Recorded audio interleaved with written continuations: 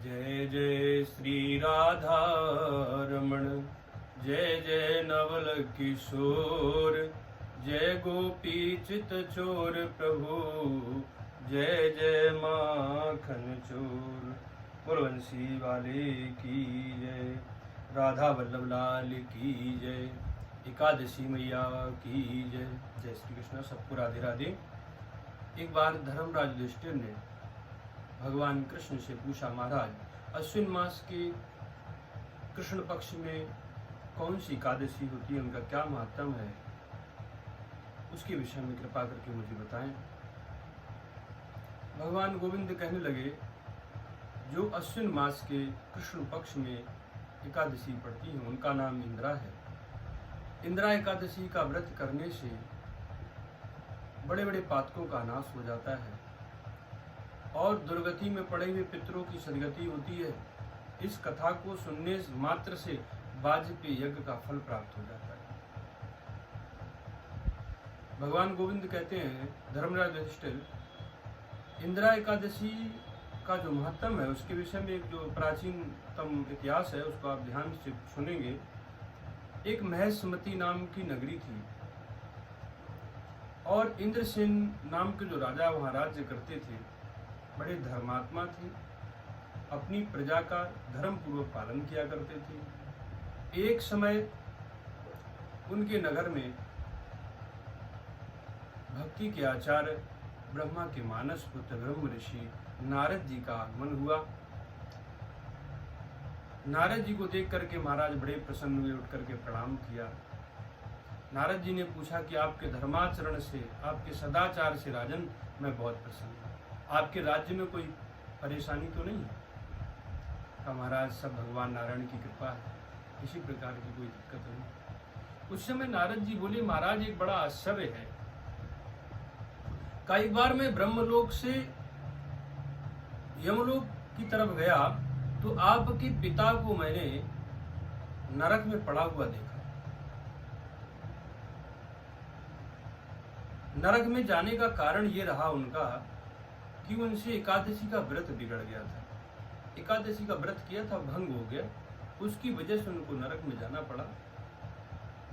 और आपके लिए उन्होंने एक सूचना भेजी है। इंद्रसेन ने कहा, महाराज बताइए।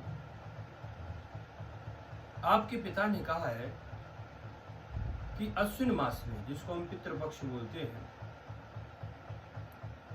जो एकादशी इंद्रा नाम की एकादशी होती है, अगर इंद्रसेन मेरा पुत्र मेरे लिए व्रत करे और उस एकादशी का फल मुझे प्रदान करे तो इस नरक से मेरा छुटकारा हो जाएगा। वो मैंने आपको बता दिया। इंद्रसेन ने हाथ जोड़ करके नारद जी से कहा, महाराज हमें ये व्रत कैसे करना चाहिए, इसकी क्या विधि है, हमें विस्तार से बताएं।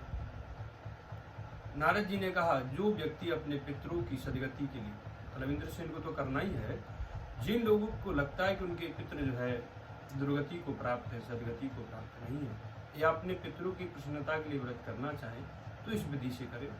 दशमी के दिन आप प्रातः स्नान करें और निष्ठापूर्वक संकल्प लें कि महाराज मैं आज से ही विकारों से मुक्त होकर के आपके एकादशी व्रत के नियम का पालन करूँगा। फिर मध्याह्न काल में दोबारा स्नान करें। दशमी के दिन एक बार भोजन करें। शाम के समय ही दातून वगैरह से मुख शुद्धि कर लें। सुबह प्रातः काल उठ करके स्नान करें। स्नान करने के बाद भगवान शालिग्राम जी की पूजा करनी चाहिए।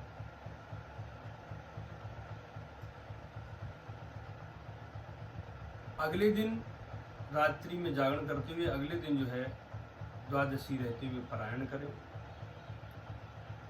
पारायण के समय अपने एकादशी का फल जो है अपने पितरों को दें कि महाराज जो मैंने एकादशी की है इसका जो भी फल है हमारे पितरों को प्राप्त हो, उनको सदगति प्राप्त हो, ऐसा करना चाहिए। इंद्रसेन ने एकादशी मैया का संपूर्ण महत्व जान करके, संपूर्ण विधि जान करके उसी विधि से उन्होंने पालन करा रात्रि के समय जागरण करते हुए सैया का त्याग करते हुए जमीन पर शयन किया। अगले दिन व्रत खोला, पारायण करा, संकल्प करके भगवान के चरणों में छोड़ दिया। राजा इंद्रसेन के देखते देखते उनके पिताजी गरुड़ पे बैठ करके स्वर्ग लोक हो गए, ऐसा महात्म में कहा गया है। तो आप लोग भी अपने पितरों के लिए करें।